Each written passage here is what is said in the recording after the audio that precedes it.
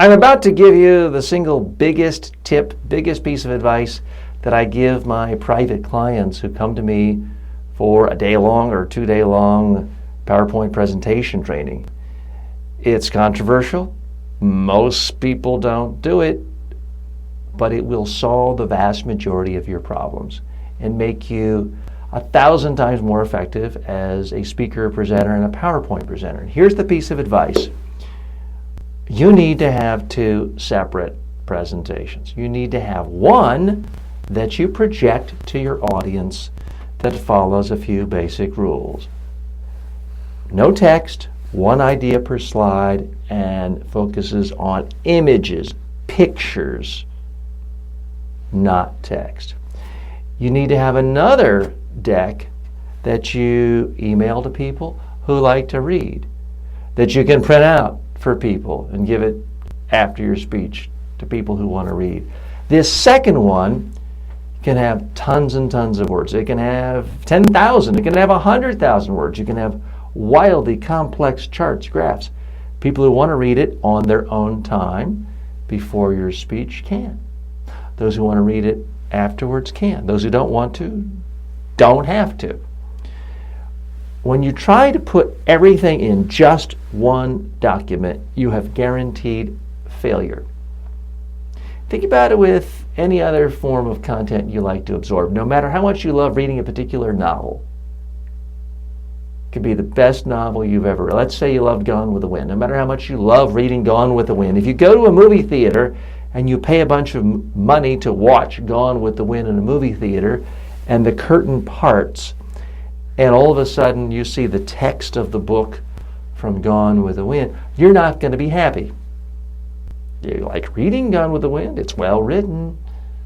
But that's not the experience you want when you're sitting in a theater looking at a screen. Now, even though you're not in the entertainment business most likely, you do have to respect how people like to absorb and use different media. People like to read on their own time where they turn the pages and it's right in front of them.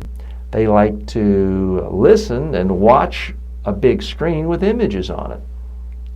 So respect that. Now, in Microsoft PowerPoint, there's something called a notes section. So you can put all the words, text, sentences, bullet points you want in the notes section. So you can still have one document, but when you're projecting it, it's only showing the images above the notes section.